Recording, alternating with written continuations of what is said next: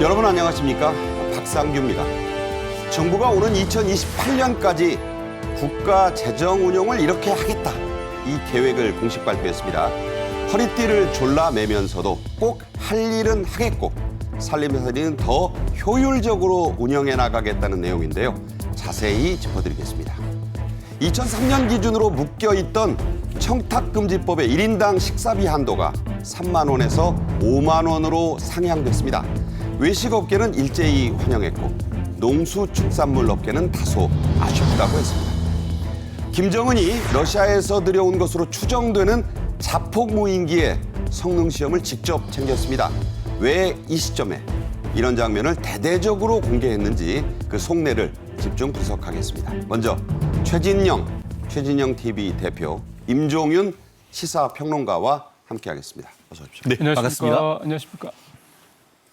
첫 주제입니다. 정부가 오는 2028년까지 국가 재정 운용 계획을 세워서 발표했습니다. 나라 살림살이의 청사진이라고도 할 수 있겠는데요. 먼저 윤석열 대통령이 밝힌 이번 계획의 의미와 취지부터 들어보겠습니다. 건전재정은 우리 정부가 3번의 예산안을 편성하면서 지켜온 재정의 대원칙입니다. 이번 2025년도 예산안에도 효율적인 재정 운용을 위한 정부의 치열한 고민과 노력을 담았습니다. 먼저 재정사업 전반의 타당성과 효과를 재검증하여 총 24조 원의 지출 구조 조정을 단행했습니다. 이를 통해 절감된 재원은 국가가 반드시 해야 할 일에 집중적으로 투입했습니다.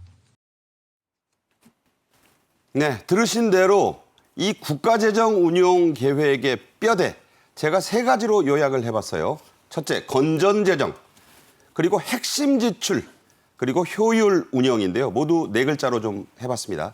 가장 먼저 윤 대통령이 강조한 게 바로 건전재정이죠? 그렇습니다. 그러니까 한 가게만 해도 우리가 일반 살림살이만 해도 가게에서 계속 적자가 나면 그 가게가 운영이 계속 지속 가능할 수가 없는 거 아니겠습니까? 정부도 마찬가지입니다. 정부도 살림살이를 잘 조절하지 않으면, 그러니까 소위 말해서 이제 건전 재정을 유지를 하지 못하면 국가 경제가 유지가 되기 힘든 거죠. 그건 너무나도 당연한 얘기가 되는 건데, 특히 지금 윤석열 정부 들어서 건전 재정에 대해서 이걸 굉장히 중요하게 한 이유는 그 전 정부에서 국가 부채가 많이 늘어났다라는 점, 이 부분을 처음부터 이제 안고 출발했기 때문이라고 볼 수가 있겠고요. 그다음에 이제 이 정부 들어서서 또 하나의 사례를 들어본다면 2023년도, 그러니까 작년이죠. 작년에 전반적으로 경기가 좋지 않다 보니까 우리나라의 대표 회사죠. 삼성전자, SK하이닉스 같은 경우가 이제 이익을 못 내서 세금을 못 낼 정도가 됐습니다. 그러니까 법인세를 이 두 기업이 올해 내지를 못했거든요. 그러다 보니까 아무래도 세수에 큰 구멍이 난 셈인 거죠. 그러니까 결국은 이런 어떤 부분들에서 정부가 나라 살림을 좀 안정적으로 오래 가기 위해서는 건전재정을 제일 앞머리에 화두로 둘 수밖에 없다, 이렇게 좀 봐야 될 것 같고요. 건전재정의 기조를 견제하기 위해서 이제 여러 가지 여기에다가 이제 미래 세대 부담을 완화하고, 또 하나가 이제 계속 돈 들어가는 부분이 결국 복지 사회 분야입니다. 아무래도 고령화 저출산 문제가 계속해서 심화되고 있기 때문에 이 부분에 대해 돈 들어갈 때가 많은데, 그럼 결국은 딴 데서 허리띠를 졸라맬 수밖에 없는 현재 우리 정부 살림살이다. 이 점을 이제 건전재정이 딱 4자로 이제 압축을 해서 정부가 내는 예산안의 핵심이다, 이렇게 말을 했다, 이렇게 이제 볼 수가 있겠습니다. 네, 건전재정은 윤석열 정부가 출범한 3년 내내 지켜온 대원칙이라고 얘기를 했습니다. 그렇습니다. 하지만 여러 가지 사정상 이걸 엄격하게 지키지 못했지만 내년부터는 정말 이 건전재정의 그 원칙과 세부사항을 꼭 지키겠다, 이런 얘기를 지금 했습니다. 특히 재정수지란 게 있어요. 이것을 2028년까지 1%포인트 이상은 내릴 수 있게 관리하겠다. 구체적인 목표가 제시된 셈이죠? 그렇습니다. 그러니까 국가재정 운영이라는 게 기본적으로 4년 단위로 이제 정부의 이제 향후 살림살이를 어떻게 하겠다라는 그 소위 말하는 계획표, 로드맵을 이제 발표하는 그런 얘기가 되는 건데 재정 지출, 정부의 총 지출 앞으로 4년간 3.6% 늘어나는 내로 이제 압축을 하겠다 이 얘기를 한 거고 이렇게 씀씀이를 잘 통제해서 재정 수지 그러니까 정부의 총 지출의 총 수입 규모를 마이너스 3% 중반에서 이제 계속 관리를 잘 하겠다 이렇게 얘기를 한 거고요. 이거를 이제 앞으로 4년간 즉 2028년까지는 마이너스 3.3% 중반에서 2.4% 그러니까 2% 중반까지 1%포인트 말씀하신 대로 그걸 좀 축소를 하겠다.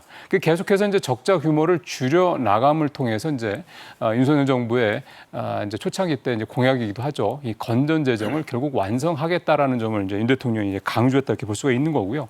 결국 이렇게 정부 재정 살림이 이제 안정적으로 축소가 되다 보면 국가 부채도 계속 줄어들 수밖에 없거나 또는 국가 부채에 늘어나는 그 수준을 계속해서 좀 잘 조절할 수가 있습니다. 올해 기준으로 국가 부채가 47.4%거든요. GDP 대비. 근데 이거를 2028년에 50% 초반이라고 유지하겠다 그러니까 결국은 국가 채무도 1년에 약 1%포인트가 채 안 되게 잘 조절을 하겠다. 이제 이렇게 얘기를 했기 때문에 결국 이제 4년 뒤에도 국가 부채는 50% 정도면 상당히 양호한 수준이다. 글로벌하게 봤을 때요. 그렇게 이제 볼 수가 있겠습니다. 네. 두 번째의 뼈대는 꼭 쓸 일은 외면하지 않겠다는 거예요. 그러니까 건전재정은 다른 말로 긴축재정을 의미하는 건데 자 허리띠를 졸라맨다는 뜻입니다. 하지만 졸라매기만 하지는 않겠다는 거예요. 핵심적인 지출, 즉 정부가 꼭 해야 할 일은 하겠다는 겁니다. 바로 그게 취약계층에 대한 두터운 지원, 민생 안정기조를 말하는 거죠. 그렇습니다. 아까 재정 수지를 얘기를 했는데 국민이 수지가 맞아야지 국가가 수지 맞은 건 안 되는 것 아니겠습니까? 한마디로 아까 그 관리 재정 수지 같은 경우에 나라가 너무 많은 걸 그 세금을 걷어가지고 많이 남기지는 않겠다라는 그런 취지인 것이고 이번에 거둔다 하더라도 그 거둔 돈을 반드시 필요한 것에는 제대로 쓰겠다라는 것이 지금 얘기한 것처럼 핵심 지출 부분인 것 같은데요. 지금 뭐 어떻게 보면은 그 좌파 정부 같은 경우에는 큰 정부, 우파 정부 같은 경우에는 작은 정부를 지향하지 않습니까? 결국 그 윤석열 대통령 같은 경우에는 작은 정부를 지향하는 과정에서 작은 정부, 원래 그 국가가 할 것은 외적으로부터 국방을 지키고 또 그 국가 안에 있는 사람들의 생명과 신체와 재산을 지키는 것이 가장 국가의 핵심이라는 것이죠. 그렇기 때문에 외적으로부터 어떻게 보면 안보를 든든하게 하는 국방, 그리고 또 국가 내에서 이 재산과 어떤 그 생명을 지킬 수 있는 치안 문제 더불어서 본인들이 중산층 이상은 자기들이 생활을 할 수 있지만 밑에 취약계층 이런 부분들은 복지란 측면에서 또 국가가 지원해야 되는 것 아니겠습니까? 그런 부분에서 마땅히 해야 될 부분을 정말 그 선별적으로 해서 특별히 제대로 지원하겠다라는 그런 의지가 이번 재정에 포함됐다고 해석하면 맞지 않을까 싶습니다. 네, 그래서 또 글로벌 중추국가로서 할 돈, 그러니까 외교에 대한 지원 얘기가 나왔고 북한 이탈 주민에 대해서도 예산을 쓸 건 꼭 쓰겠다. 뭐 이런 얘기가 담겼죠. 그렇습니다. 말씀하신 것처럼 헌법상 영토 조항에서 북한 주민들도 대한민국 국민입니다. 그렇기 때문에 복지가 대한민국 자체에 있는 지금 한반도 38선 이남에 있는 사람들뿐만 아니고 오히려 지금 미수복 지역이라고 할 수 있는 북한에 있는 사람들, 나아가 북한의 이탈 주민들한테 대한 것까지도 이 우리 국가에서 보듬을 수 있는 그런 예산이 예전보다 더 이제 그 편성을 한다고 하니까 앞으로 어떻게 보면은 탈북민들을 우리가 이미 다가온 통일이라 이렇게 표현을 합니다. 그렇기 그렇죠. 때문에 그런 부분에 대한 지원을 통해서 우리의 어떤 통일을 앞당길 수 있는 그런 재원을 쓴다는 것도 환영할 만한 일이 아닌가 생각합니다. 네. 그렇지만 또 윤 대통령은 앞으로 나라가 지향해야 될 미래 먹거리에는 아끼지 않겠다 이런 얘기를 했습니다. 바로 R&D 투자 얘기인데요. 이에 관련된 윤 대통령의 언급 직접 들어보겠습니다. R&D 투자를 선도형으로 전면 개편하고 지원 규모도 대폭 확대했습니다. AI, 바이오, 양자 등 3대 미래 게임 체인저와 전략 기술을 중심으로 R&D 재정 투자를 올해 26조 5천억 원에서 내년 29조 7천억 원으로 3조 2천억 원을 늘리겠습니다. 국가 전략 산업이자 안보 자산인 반도체 산업에 대한 투자도 더욱 강화하겠습니다. 네, 이 내용은 자세한 그런 수치까지는 여기서 언급하지 않겠습니다. 큰 기조는 R&D와 첨단 산업에 대한 투자는 결코 아끼지 않겠다 이런 얘기입니다. 또 윤 대통령이 강조한 게 있어요. 국민들이 안심하고 살아야 되겠다. 각종 재난과 사건 사고에 대비한 이른바 예방적 투자 얘기를 힘줘서 말했죠. 그렇습니다. 사후 약방문 될 것이 아니고 재난 자체를 사전에 예방할 수 있는 시스템을 확보하겠다라고 볼 수 있는데요. 사실 다가오는 9월 태풍의 시즌이 다가오는 것 아니겠습니까? 그런 부분과 관련해 가지고 소셜 인프라 이런 부분을 든든하게 하는 그런 물리적인 부분뿐만 아니고 최근에 어떤 그 사회가 IT 사회를 하면서 어떤 해외적으로부터의 어떤 그런 첨단 범죄, 지능 범죄로부터 이 그 IT라든가 이런 부분에 있어서의 어떤 그 국민의 안전 보장하는 것도 굉장히 중요한 것 아니겠습니까? 그렇기 때문에 이런 부분에 대한 원스톱 서비스를 강화하겠다라는 얘기를 하고 있고요. 더불어서 뭐 최근에 각종 화재라든가 아니면 홍수라든가 이 천재지변이 굉장히 많지 않습니까? 네. 이런 부분에 대한 치수 사업, 이런 부분을 든든히 함으로써 재난으로부터의 예방을 통한 국민들의 생명과 신체를 지키자는 그런 의지가 담긴 거기 때문에 하나하나의 어떤 그런 그 이번 예산은 나름대로 뜻깊은 부분이 있는 것 같습니다. 네. 그리고 마지막으로 세 번째의 축으로 강조된 게 자, 이런 것들을 하려면 어떻게 해야 되느냐. 효율적으로 재정을 운용해야 되겠다. 중요한 얘기죠. 집에서도 그렇고 나라도 마찬가지입니다. 허리띠만 졸라매서는 현명한 주부가 아니죠. 불효불급한 낭비 요소는 제거하고 이른바 재정 리노베이션, 혁신도 하겠다는 거죠. 예, 그러니까 이제 재정 운용을 할 때 지금 윤 정부에서 보기에는 과거 정부들이 이제 일종의 원칙이 없었다라고 이제 보는 겁니다. 그러니까 어떨 때는 이제 과도하게 쓰고 어떨 때는 또 과도하게 이제 줄이고 이제 이런 상황이었다는 건데 그걸 위해서 재정 준칙이라는 이름으로 이제 표명이 되는 일단 재정 운용의 일단 원칙을 법제화하겠다. 이제 이거를 기본 원칙으로 삼고요. 그 안에서 이제 재정 효율성을 높이겠다라는 건데 구체적으로는 국가보조금 개선 이 문제도 매년 하여간 문제가 되는 거죠. 그다음에 네. 각종 국가 지원 사업도 전면 그러니까 원점에서 재검토하겠다. 저게 낭비 요소가 많잖아요. 그러니까요. 그다음에 또 하나가 이게 이제 또 좀 의미가 있다고 봐야지는 건데 정부의 사업에 민간 기업들의 자본 즉 민자를 최대한 유치를 해서 이걸 좀 적극적으로 좀 하겠다. 그러면 이제 아무래도 정부 예산 부담이 좀 줄어드는 거죠. 그것도 그렇죠. 그렇고 세 번째는 이제 마지막으로는 이제 네 번째는 정부에 이제 국유재산이 많이 있습니다. 그러니까 이를테면 이제 우리가 주식 투자할 때 ROE라고 그래서 그 회사 갖고 있는 자본을 얼마나 잘 활용하느냐를 이제 보는 수치가 있거든요. 그 주식 투자할 때 네. 기준 되잖아요. 그 ROE라는 수치가 높을 때 그 기업이 갖고 있는 자본을 잘 활용한다 그래서 주가가 올라가고 그 회사의 그 회사의 가치를 높게 보는 그런 평가 방법이 있는데 마찬가지로 정부의 ROE를 높이겠다. 정부가 갖고 있는 이 자산 즉 국유재산을 어떤 식으로 활용할지에 대한 부분을 좀 더 효율성을 높이겠다. 그러니까 이런 구체적인 네 가지 방식을 통해서 정부 재정의 효율성을 높이겠다. 이제 이번에 정부가 내놓은 예산안의 주요 내용 중에 하나 또 그거라고 볼 수가 있겠습니다. 다시 한번 그 핵심을 강조하겠습니다. 이 세 가지 키워드로 요약됩니다.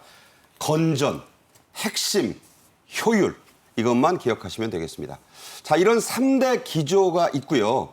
이에 따른 내년도 정부 예산안이 공개됐습니다. 자, 정부 예산안입니다. 국회를 거쳐야 됩니다. 자, 어떤 변화가 있나요? 그렇습니다. 그 2024년 대비 2025년 정부 예산안 같은 경우에는 총액 677조 원으로서 전년 대비 3.2%가 증가했다라고 보면 될 것 같은데요. 그래프를 보면서 잠시 설명드리겠습니다. 박근혜 전 대통령 때 2016년에 400조가 되지 않았습니다. 그리고 2017년에 문재인 정부가 들어선 이후에 정부 예산이 폭증하고 있습니다. 400조가 2017년이었는데 5년 만에 200조 이상 금액이 늘 만큼 엄청난 어떤 그 정부 예산이 증가가 있었습니다. 그만큼 세금을 많이 걷었다라고 할 수가 있는 것 같은데요. 그에 대비해서 보면은 2022년부터 윤석열 정부 같은 경우에는 매년 늘어나는 것이 문재인 정부 때보다는 훨씬 적게 늘어가는 한마디로 세금을 좀 적게 거두려는 그런 그 흐름을 이룰 수가 있는데 결국 많이 뽑아서 마구 뿌리는 그런 것이 아니고 필요한 만큼만 뽑아서 필요한 만큼 필요한데 쓰겠다는 그런 전략이 지금 아까 얘기했던 3대 기조에 포함되고 있다고 본다고 하면은 어떤 바른 현재 어떤 윤석열 정부의 이 예산의 흐름을 충분히 읽을 수 있는 키워드가 아닌가 생각을 합니다. 네. 최상목 경제부총리는 21일에 주재한 경제장관 회의에서 이번 정부 예산안에 대해서 미리 그 목표와 취지를 설명한 바 있거든요. 직접 들어보시죠. 우리 경제 역동성을 높이고 민생을 충실히 뒷받침하기 위한 2025년 예산안을 다음 주 발표합니다. 먼저 다양한 정책 수요에 유연하게 대응할 수 있도록 부처 간 칸막이를 허물고 과제 중심의 협업을 강화하겠습니다. 정부가 가장 중점을 둔 예산 분야를 살펴보겠습니다. 보건과 복지, 고용, 즉 일자리에 중점을 뒀습니다. 증가율로만 따지면 R&D 예산이 가장 많이 늘어났네요. 예, 화면에 이제 표가 아마 나올 텐데요. 그걸 보시면 아마 R&D 예산을 그러니까 내년도 예산에서 얼마나 정부가 중점을 두고 이제 금방 아실 수 있습니다. R&D 예산 11.8%나 늘어났습니다. 증가율이 엄청나요? 그렇죠. 제일 높고요. 보건복지 고용은 뭐 늘 늘어날 수밖에 없는 그런 예산이기 때문에 이게 4.5% 역시 그러니까 액수는 가장 많습니다. 그렇죠. 당연히 제일 높고요. 전체 예산의 한 3분의 1이 좀 넘으니까요. 또 그다음에 국방 봐야죠. 예, 환경, 그다음 외교, 통일, 국방. 국방도 내년에 예산이 평소보다 좀 더 늘어나는 3.6%, 3%에 달하는 그런 모습을 볼 수가 있겠고, 그 전체적으로 보면 보건복지, 환경, 고용, 환경 이쪽은 늘상 계속 늘어날 수밖에 없는 그런 구조고, R&D 예산이 굉장히 많이 늘어났다. 이건 아무래도 올해 예산, 그러니까 작년에 올해 예산 짤 때 R&D 예산이 좀 줄었다 이런 부분들에 대한 어떤 여론을 좀 감안했다고 볼 수가 있겠고, 그 다음에 외교, 국방 쪽 이쪽 예산이 굉장히 크게 늘어났다. 이 부분도 상당히 좀 눈에 띄는 대목이라고 볼 수가 있겠습니다. 네, 중점을 둔 곳이 어디구나. 그렇죠. 이렇게 이해하시는 게 빠릅니다. 자꾸 이 세세한 숫자는 얼마든지 바뀔 수가 있어요. 그 점을 감안하십시오. R&D 분야 정부 예산안에서 눈에 띄는 게 있습니다. 연구행정 서비스의 선진화입니다. 자, 말은 좀 어려운데 풀어주시죠. 왜 이런 말이 나온지 아마 좀 의아하시는 분이 계실 것 같습니다. 뭐 돈 많이 주면 되는 거 아니야? 근데 왜 무슨 연구 행정 서비스 선진화? 저도 이제 기니까 보고 얘기를 해야 될 정도인데, 이 재미있는 사례를 하나, 굉장히 의미 있는 사례를 하나 좀 말씀을 간단히 드리면, 서울대 교수 한 분이 계셨는데 이분이 최근에 스위스에 있는 한 공대 교수로 옮겼습니다. 근데 네. 이분이 옮기면서 국내 언론과 가진 인터뷰 내용을 들어보면, 네. 내가 서울대 교수인데도 불구하고 연구비를 따내려면 연구비를 주는 그쪽에 어떻게 하면 연구비를 따낼지 그걸 연구하는데 더 많은 시간을 쏟아냈지, 내가 정작 연구에는 쓸 시간이 별로 없었다. 배보다 배꼽이 크다는 얘기예요. 그렇죠. 그리고 내 제자들이 연구하는 그 시설이나 그런 어떤 구조가 너무 열악했다. 이를테면 독서실 같은 데서 이렇게 꾸역꾸역 모여서 연구를 할 정도로 시설이 열악하다 보니까 제자들도 여기서 계속 연구를 지속적으로 할 수가 없는 그런 여건이었다. 그래서 내가 옮겼다. 이런 얘기를 했거든요. 결국은 중요한 거는 예산을 많이 편성하는 것도 중요하지만 연구를 할 수 있는 그 여건, 인프라를 더 선진화시키는 게 더 중요하다고 정부가 봤다. 이게 상당히 내년 예산에서 R&D 예산에 이렇게 행정 서비스 쪽 선진화를 하겠다는 내용이 들어간 가장 중요한 요인이라고 볼 수가 있겠고요. 또 당연히 연구 관련돼서 규제도 개선을 해야 되죠. 그래서 R&D 규제 개선단이라는 것도 만들고, 대통령도 그래서 R&D 매니지먼트가 중요하다고 얘기를 했던 것처럼 관리 잘해야 된다는 그런 얘기입니다. 거죠. 그러니까 앞서도 이제 재정 효율성 얘기할 때 각종 이런저런 정부에서 지원하는 비용에 대해서 굉장히 효율성을 높이겠다라는 건 한번 다 뜯어보겠다는 얘기잖아요. 그러니까 엉뚱한데 돈이 나가는 이 세수 구멍을 막겠다라는 것처럼 결국 연구 쪽도 쓸데없는 데 돈이 들어가는 걸 최대한 막겠다. 이게 내년도 연구 예산의 가장 핵심적인 내용이라고 볼 수가 있겠습니다. 자, 우리 임종근 평론가가 얘기한 데 핵심이 들어 있습니다. 스위스로 가신 서울대 교수님이 그랬다잖아요. 연구비 더 따내려고 연구하는데 내가 더 많은 연구를 한다. 이게 되겠습니까? 국가재정운용계획은 발표대로 시행이 됩니다. 하지만 일부 입법사항이 있고요. 또 이 예산안 말씀드린 대로 국회를 통과해야죠. 그렇습니다. 헌법의 문제인 것이죠. 헌법의 권력 분립 원칙에 의해서 행정부는 예산 편성 권한이 있고, 그걸 편성해서 이 토스를 국회로 하면은 국회는 그것을 심의해서 의결을 하도록 돼 있는 것 아니겠습니까? 결국 그 기재부를 비롯해서 각 행정부는 1월 달부터 정말 9월 2일까지 열심히 예산안을 계획을 세워가지고 이제 그 국회 시간으로 넘기건 아니겠습니까? 이제 정기국회 거기에서 예산안을 심의 편성하는 절차를 있을 텐데, 최종적으로 국회에서 어떤 예산안을 통과시킬지 한번 지켜봐야 될 것 같습니다. 제발 올해는 법정 시한 또 넘겼다. 이런 얘기. 준예산 편성해야 되나? 신문 찾아보시면요. 그 기사에 또 나옵니다. 몇 년째. 제발 좀 이런 일 이번에는 없었으면 합니다. 다음 주제로 가죠. 김영란법이란 별명으로 더 많이 알려진 그분은 이게 이제 역사에 남은 이름이 됐어요. 사실은 이게 정식 명칭 청탁금지법입니다. 그 법의 식사 접대비 한도가 27일부터 1인당 3만 원에서 5만 원으로 올라갔습니다. 주무장관인 국민권익위원장의 발표로 직접 들어보시죠. 사회 경제의 변화를 반영하지 못해 제도의 실효성과 민생 활력을 저하시킨다는 우려 또한 제기된 것이 사실입니다. 청탁금지법이 시행된 지 벌써 8년이 됐습니다. 그 8년 만에야 한도 조정이 이루어졌습니다. 한도가 올라간 이유, 상향 조정된 이유 쉽게 말해주세요. 뭡니까? 법과 현실의 괴리 아니겠습니까? 결국 최초의 지금 그 이른바 김영란법에 따라서 식사할 수 있는 돈이 한 3만 원이었었는데 그때로부터 지금 그 소비자 식사할 수 있는 물가가 70% 이상 올랐다라고 얘기를 하는데요. 사실 저도 오늘 출연하기 전에 같이 저희 법인에 있는 분들과 식사를 했는데 그냥 솥밥 하나가 19,000원이었습니다. 네. 한마디로 이제 그 조금 더 이제 품위 있는 자리에 가서 같이 좀 얘기를 하면서 조금 더 방에서 길게 얘기를 하려고 하면은 3만 원 가지고는 택도 없다라고 하는 실무자들의 어떤 그 바람이 이번에 그 국민권익위원회에서 발의가 돼서 이번 그 국무회의에서 통과됐기 때문에 이런 일이 있다라고 하는데요. 결국 2003년 이후에 20여 년간 외식 물가가 상당히 오르다 보니까 이런 부분을 현재의 어떤 상황에 맞췄는데 그만큼 그동안 인플레이션이 막 상당히 있었구나 하는 것을 또 알 수 있는 부분이 아닌가 생각합니다. 네, 유철환 권익위원장 법과 현실의 괴리를 해소하고 내수 활성화에도 기대를 한다. 자, 그 부분이 중요한데 어떻게 보세요? 그렇습니다. 사실 그 요식업계에서 뭐 환영을 하는데 아쉽지만 환영한다 이렇게 생각하는 건 아니겠습니까? 실제 조금 더 이제 같이 저녁 식사를 한다고 하고 거기다 반주까지 겉들인다고 하면은 사실 5만 원 또 적다라는 그런 얘기도 있습니다. 다만 서민 입장에서 한 끼에 5만 원은 그것이 적다고는 볼 수는 없는 거거든요. 네. 그렇기 때문에 결국 우리가 허용할 수 있는 한계를 선을 끊는 것이 쉬운 건 아닙니다만 지금에 있어서의 어떤 국가 전체 경제라든가 이런 걸 생각했을 때에 어쨌든 요식업계 굉장히 어렵습니다. 그런 분들에 대한 지원도 될 수 있는 부분이기 때문에 나름대로 시적절한 판단이 아니었나 생각을 합니다. 네.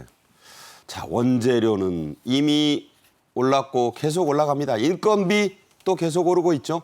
공공요금, 전기료 등등 다 올라갑니다.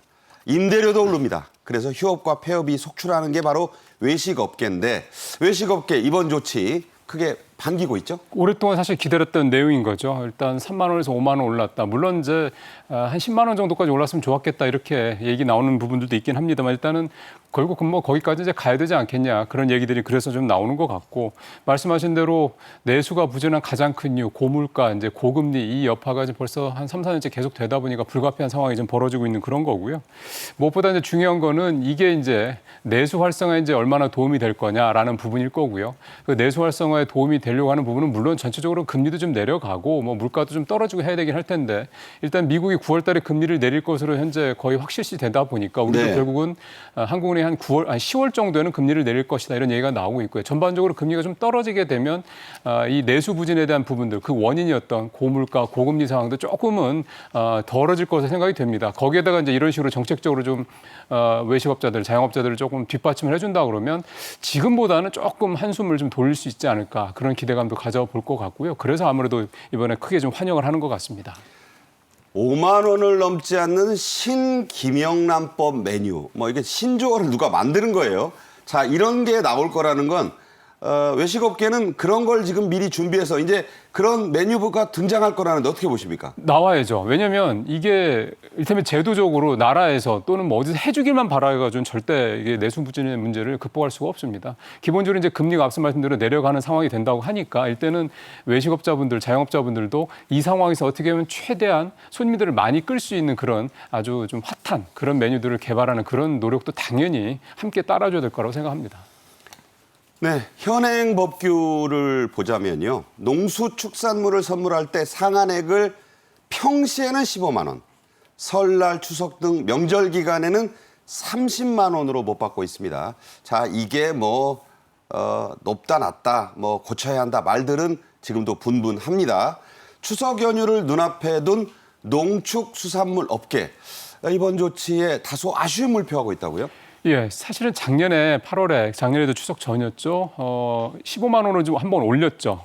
평상시에 15만 원, 그다음에 이제 표에도 지금 나옵니다만 이제 명절 때든 그럴 때는 이제 30만 원으로 올렸는데 이게 이제 제도가 그렇게 돼 있는 겁니다. 평상시 예를 들어서 15만 원이면 이제 명절 때는 그의 2배, 딱 명절 때만 그렇게 올리도록 그렇게 이제 법제화가 돼 있는 상황인데요. 이번에 사실은 이제 그 농축산 그쪽 그 분들의 얘기는 상시를 아예 30만 원 올려달라 이렇게 얘기를 한 거예요. 2배로 올리자. 그렇죠. 그렇게 하면은 조금 더 우리 숨통이 트일 수 있겠다. 그러니까 상시에 30만 원. 그런 거죠. 그러니까 농축산물 쪽, 그 다음에 이제 화훼 농가 쪽에 계신 분들 이제 그런 이제 요청을 정부에 했던 건데 국민권익위원회가 내놓은 얘기는 그럽니다. 이 현재 법 제도상에서는 만약에 상시로 30만 원 올리게 되면 이제는 이제 명절 때는 60만 원이 된다. 그러니까 따블이니까 또 60을 간다는 그렇죠. 거예요. 그러니까 네. 이게 법을 먼저 바꾸기 전에는 우리로서는 해줄 수 있는 게 아무래도 한계가 있다. 이제 이런 얘기를 했거든요. 결국 이 문제가 이제 어떻게 보면 이제 국회로 넘어가서 이렇게 농축산물, 수산물 쪽 가공업자들이나 이쪽에 있는 농어민들 또 이제 화훼 농가 주민들 이런 분들을 직접적으로 지원하기 위해서는 상시에 30만 원 올린다. 그러면 이제 명절 때도 그냥 2배를 안 올린다. 뭔가 이런 식의 법적인 어떤 제도 마련이 뒷받침돼야지 조금 더 이분들의 숨통을 틔워줄 수 있을 거로 생각이 됩니다. 그러니까 저는 국회가 다른 문제 말고 지금 민생 우리 문제. 임종근 평론가 얘기한 저런 부분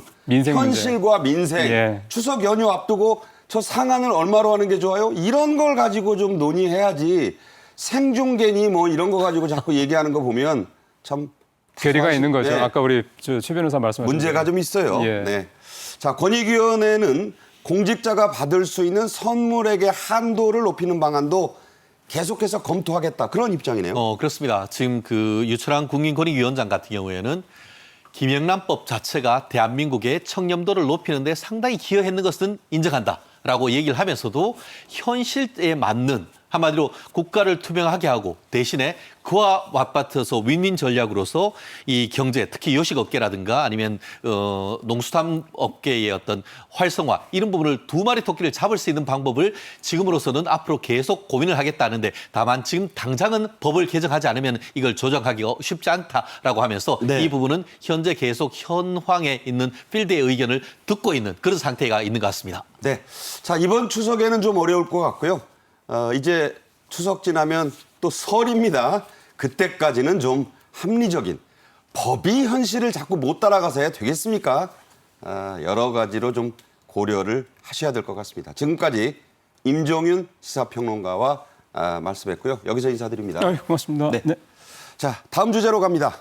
북한의 김정은이 이름도 참 섬뜩하죠. 자폭무인기의 성능 시험을 주관하는 그런 모습을 북한 매체들이 24일에 대대적으로 전했습니다. 제작비가 매우 싼데도 보이지 않는 곳에서 수직으로 낙하하면서 전차를 완파하는 가공할 위력을 보였는데요. 먼저 영상으로 요약했습니다.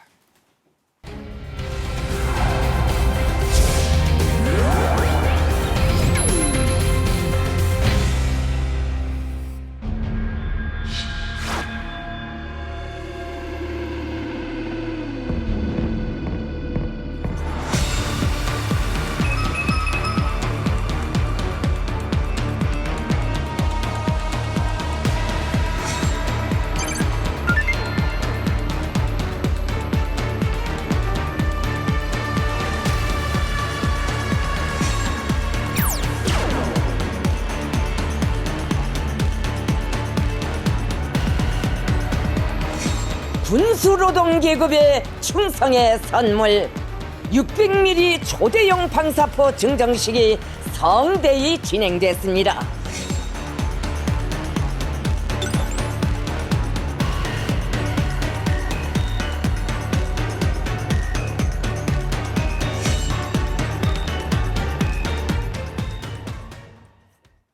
네, 이번 주제에는 안찬일 세계 북한 연구센터 소장님도 모시고 함께하겠습니다. 안녕하세요. 안녕하십니까.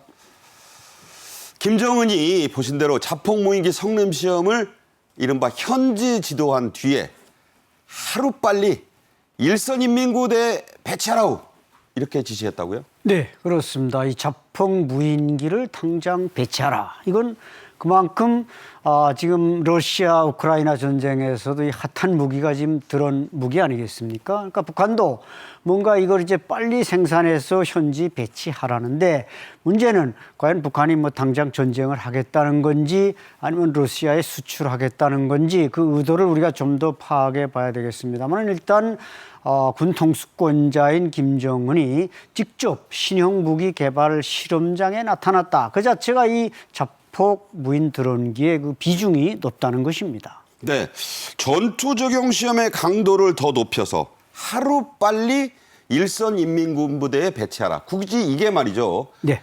UFS 훈련 기간 도중에 간 거니까 일부러 그 날짜를 그렇게 잡았다고 봐야죠. 그렇죠. 우리가 지금 합동 훈련 중이니까 북한 당국도 우리 대한민국의 국력을 잘 아니까 뭔 군사훈련이 남쪽에서 진행된다 그러면 대단히 불안해하는 겁니다. 불안해하기 때문에 자기가 군부대에 직접 나가서 챙기고 또 군인들을 독려하고 이게 무인 드론기가 이게 자폭 이게 뭡니까? 원샷 원킬. 한 방에 그냥 탱크 한 대씩 잡는다는 거니까 가격은 싸면서 효과는 높은 건데 이걸 인민군 부대들에 배치하라. 우리 국정원이 밝힌 데 의하면 지난 뭐 한 300여 대의 미사일들을 전선 부대에 배치하라 이렇게 이제 평양에서 했습니다만 그 효용성, 가능성, 실현성 이런 것은 그렇게 높아 보이지는 않습니다. 네. 이번에 김정은이 가서 직접 성능 시험을 하고 공개한 이 북한의 자폭 무인기에 대해서 우리 합참의 고위 관계자가 이렇게 얘기했습니다. 김정은과 푸틴이 작년부터 군사 밀착을 하고 군사 동맹 수준의 협정까지 체결을 했는데 그 중에 북한이 러시아의 도움으로 이걸 개발했거나 아예 러시아제 무인기를 들여왔을 가능성이 있다. 이렇게 말했습니다. 직접 들어보겠습니다. 과거에 북러 교류를 할 때 일부 선물을 하거나 그런 걸로 저희가 알고 있습니다. 그래서 그런 것들이 성능 기량이 됐을지 여러 가지 다양한 방안에 대해서 좀 분석을 좀 해봐야 될 것으로 판단됩니다. 네, 방금 들으신 대로 자 저걸 한번 이제 영상을 우리가 정밀하게 분석을 해봤어요. 여러분이 보실 때는 이른바 모자이크 처리를 했는데 실제 사진은 깨끗이 들어오고 영상도 있습니다. 그래서 저희 합참이나 국방부 쪽에서 이걸 분석을 했더니 이 북한의 자폭 무인기가 닮은 게 나왔어요. 자, 일단 러시아의 자폭 드론 이름이 란쳇이라고 하는데 매우 유사하다고 하죠? 네, 그렇습니다. 뭐 외형에서도 그렇고 저건 무슨 고차원적인 무기는 아닙니다. 일단 탱크라는 게 이제 앞면, 옆면은 강도가 높은 강철판으로 되어 있지만 뒷면에는 이제 엔진과 이 연료 탱크를 실어야 되니까 낮은데 이자 말씀하신 대로 이제 러시아가 지금 현재 우크라이나 전쟁에서 저걸 사용하고 있고 이 란쳇이나 또 이제 그 하롭, 이스라엘제 하렙하고 이제 비슷하게 외형을 만들었는데 이걸 이제 꼭대기에서 투하한다. 이것은 이제 꼭대기 이제 뚜껑이 또 철판이 이제 탱크병이 들어가는 구멍이 있지 않습니까? 거기가 좀 약하죠? 약합니다. 거기다가 이제 뚜껑이 열려서 기관총을 쏠 때 이걸 투하하면 백발백중할 수 있습니다. 그래서 한 방에 그야말로 원샷 원킬 하는 건데 이것을 이제 이자 말씀하신 대로 벌써 김정은 위원장이 작년 9월부터 푸틴을 2번이나 만나지 않았습니까? 그때 꼭 국방 관계자, 군수공업 관계자가 동행을 해가지고 이 기술을 통째로 달라든지 설계도면을 달라든지 이래서 북한이 이걸 생산하는 건 뭐 그렇게 어려운 일이 아니다 보니까 이번에 직접 만들어서 실험을 보여준 것 같습니다. 아까 재원 성능표가 있었는데 이걸 한번 다시 보면서 제가 여쭤보고 싶은 게 있어요. 이게 이제 무게도 그렇고 활동 거리가 있습니다. 40에서 50km. 자, 이 거리를 보니까요.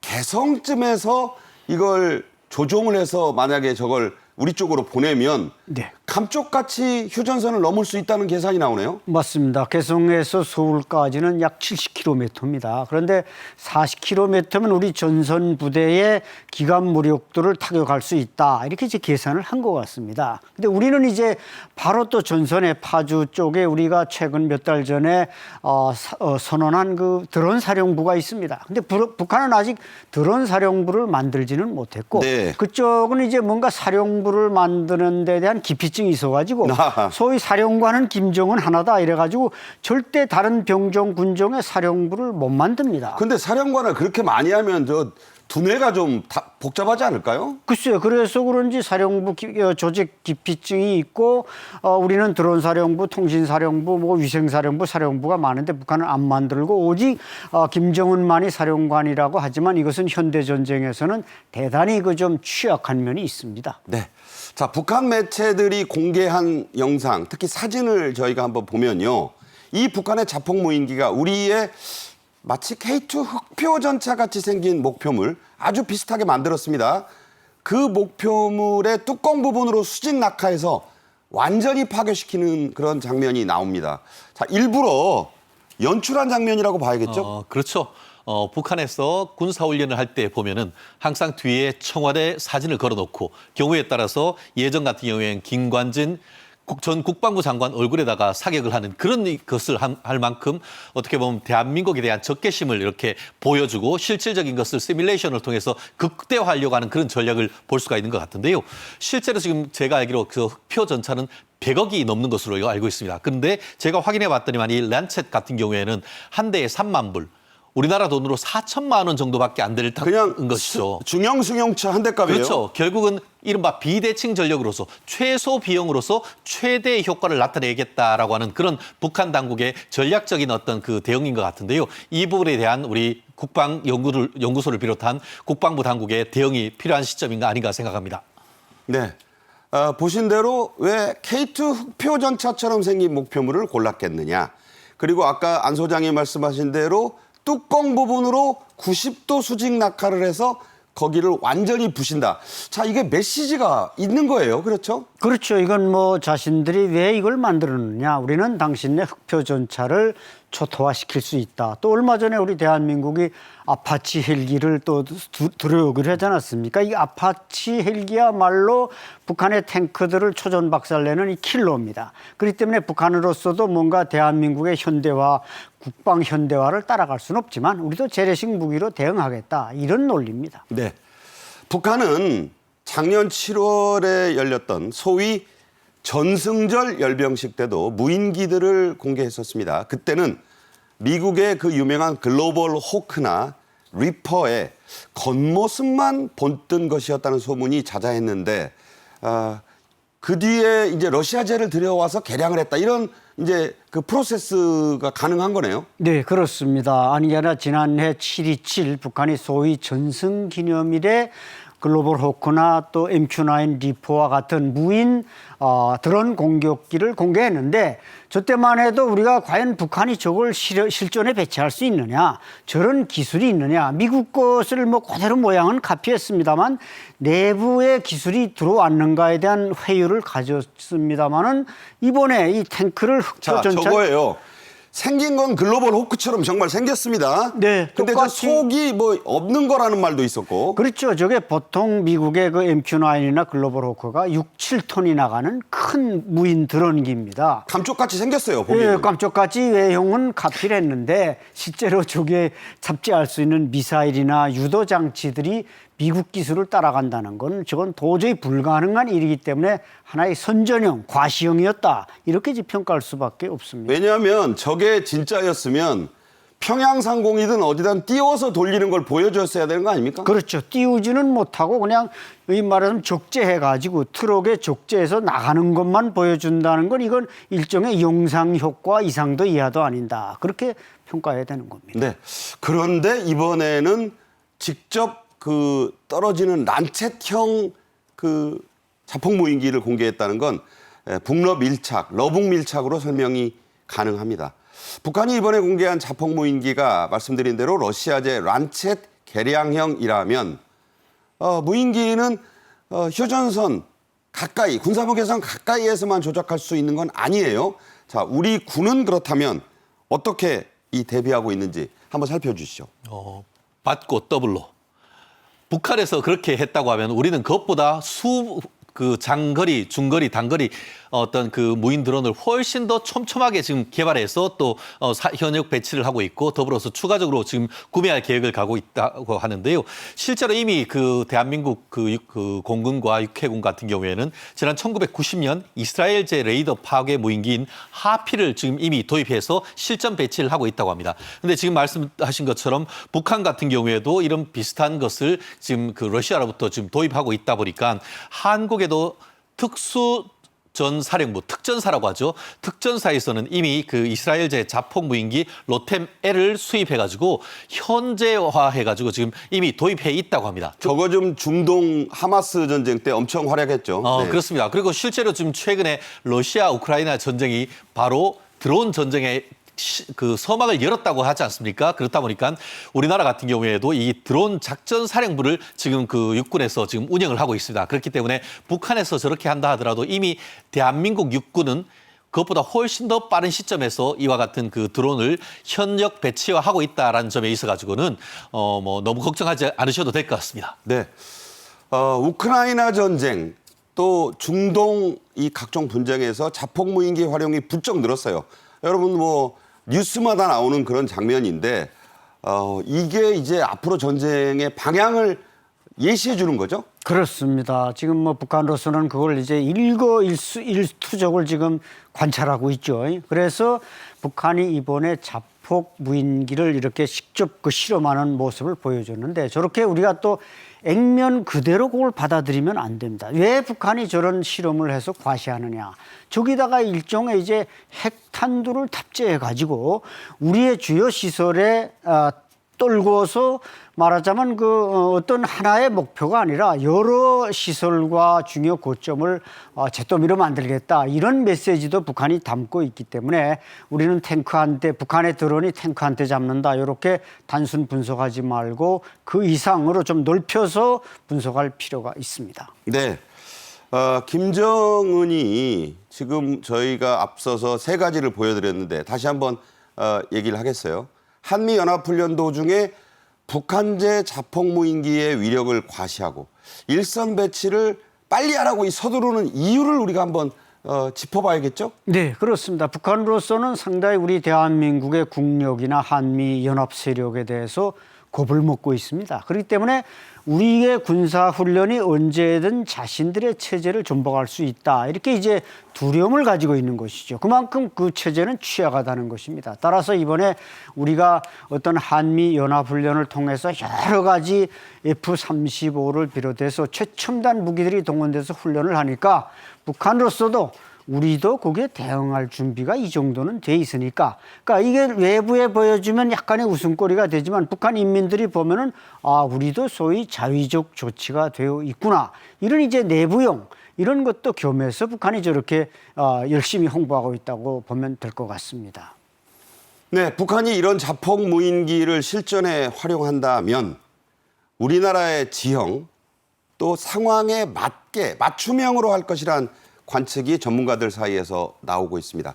자, 어떻게 한다는 얘기죠? 그러니까 우리나라가 이게 사실은 서양에 비해서 어떤 지형과 고도가 높지 않습니까? 그렇기 때문에 북한은 여기에 맞는 항상 군사 전략을 수립했고 거기에 맞는 전쟁 대비를 하고 있습니다. 따라서 우리 탱크 기갑부대가 북한으로 뭐 공격을 해온다든지 또 자기네 기갑부대가 내려올 때 대한민국의 기갑부대가 어떻게 전개되어 있는가 이렇게 맞춰서 공격을 해야 되는데 저런 자폭 무인기는 거기에는 아주 상당히 유력한 그 효과를 가지는 그런 일종의 저것은 현대 무기라기보다는 사실은 재래식 무기에 해당하는 겁니다. 네. 그래서 저런 준비들을 지금 이번에 과시를 하는 것입니다. 자, 전술핵 탑재 가능성으로 국지적 핵 도발을 할 수 있다. 이건 섬뜩한 얘기고 네. 또 우리가 놀라운 이 경계하고 조심해야 될 게 생화학 무기를 저기다 실어서 투하할 가능성도 얼마든지 있죠. 그렇죠. 이번에 뭐 오물 드론에서 풍선에서 우리가 볼 수 있듯이 북한은 거기에 무엇이든 다양다종하게 매달아서 또 장착해서 내려보낼 수 있다. 그렇기 때문에 지적하신 대로 핵무기 외에 화학무기, 생화학무기 이런 것들까지 무차별적으로 공격해오면 우리는 어떻게 해야 되느냐. 여기에 대한 이제 대비가 많이 연구되고 아마 훈련되어야 할 것 같습니다. 네. 자, 김정은이 나가서 자폭무인기 성능 실험을 할 때 복장이 좀 이색적이었죠. 하얀 옷, 또 이상하게 생긴 모자, 자세 이런 것들인데요. 이걸 좀 짚어보겠습니다. 모자는 여러분 어디서 많이 봤다 싶으실 텐데 이거 김일성이 자주 쓰던 겁니다. 원조는 마오쩌둥이 그 이른바 예난장정할 때 썼던 그런 모자죠? 그렇죠. 그걸 이제 북한에서는 뭐라 부르냐면 항일모. 그러니까 일제와 싸울 때 쓰는 항일모다. 아, 그래도 항일모. 네, 항일모. 그런데 그게 이제 말씀하신 대로 마오쩌둥이나 덩샤오핑이 썼을 때만 해도 저렇게 이상하지 않았는데. 저 중졸모는 이제 소련 갈 때 김일성 모습이에요. 왼쪽. 그렇죠. 예. 스탈린 만나러 갈 때 한국 전쟁 도발하기 전에 이제 썼던 모자인데 문제는 저건 이제 우측의 김일성은 이제 6.25 직후에 소위 전승기념일에 썼던 건데. 유난히 검은색 일색이나 하얀색 옷을 좋아했습니다. 네, 하얀색을 써서 입어서 이제 자기만의 독특한 권위를 이렇게 내세우는데. 자, 저 자세. 그러니까 저 마오쩌둥 항일모 쓰고 배 내미는 저 모습은 똑같아요. 네, 저건 뭐 완전히 이제 김일성 따라하기, 김일성 카피죠. 자, 옷에 손 넣는 게 원래 나폴레옹이 저렇게 했는데 저 손을 저기다 자꾸 넣는 게 뭐 위가 아파서 그렇다는 얘기도 있고. 모르겠습니다. 잠깐 어떤 긴장감을 좀 늦추기 위해서 다운시키기 위해서 심장을 누르는지는 모르겠습니다만 아니 게 아니라 그것도 역시 김일성이가 하던 식을 지금 김정은이 똑같이 따라하고 있습니다. 자, 저런 모습은 이제 할아버지 따라하기가 아버지 따라하기보다 훨씬 유리하다는 판단이 다시 든 걸까요? 그렇죠. 그리고 지금 북한이 지금 수해로 인해서 내부가 상당히 지금 긴장되고 수해 피해가 아직도 안 됐습니까? 아직도 그 전혀 해결된 게 없습니다. 그러다 보니까 할아버지가 다시 나타났다. 이건 북한 인민들에게는 좀 고무가 되고 뭐 김정일이는 북한 인민들한테 인기가 완전 제로지만 할아버지 인기는 좀 높으니까 그걸 조금 따라함으로써 인민들이 야 그래도 우리 수령님 때로 다시 돌아가자. 뭐 일말의 희망을 주겠다는 거. 그러니까 수해 피해가 수습도 안 되고 외부 지원도 안 받겠다고 하니까 이제 민심이 지금 심상치 않은데 네. 그나마 수령님이라고 부르는 김일성 따라하기를 좀 하면 이 민심을 조금이라도 달랠 수 있지 않을까 그런 차원인가요? 그렇죠. 이제 내가 이제 다시 환생한 김일성이니까 걱정 말라 다 복구될 거고 원상태로 돌아갈 수 있다. 이런 이미지를 지금 영상에 담아서 프로파간다를 하고 있습니다. 아무리 김일성을 따라한다고 이 돌아가신 분들이 살아오지도 않고요. 헐벗고 굶주린 분들, 안식처도 없는 분들의 의식주가 해결되지는 않습니다. 도움 받을 건 받고 또 인정할 건 인정해야 풀립니다. 최진영 대표, 안찬일 소장과 함께했습니다. 감사합니다. 저희 생방송 정책인 이슈는 9월 2일 월요일부터는요. KTV 유튜브 채널로도 실시간 스트리밍이라고 하죠. 방송이 됩니다. 핸드폰, 휴대폰, 스마트폰으로 야외에서나 이동 중에도 보실 수 있다는 얘기입니다. 많은 시청과 구독 부탁드리겠습니다. 저는 내일 오후 1시에 또 뵙겠습니다. 고맙습니다.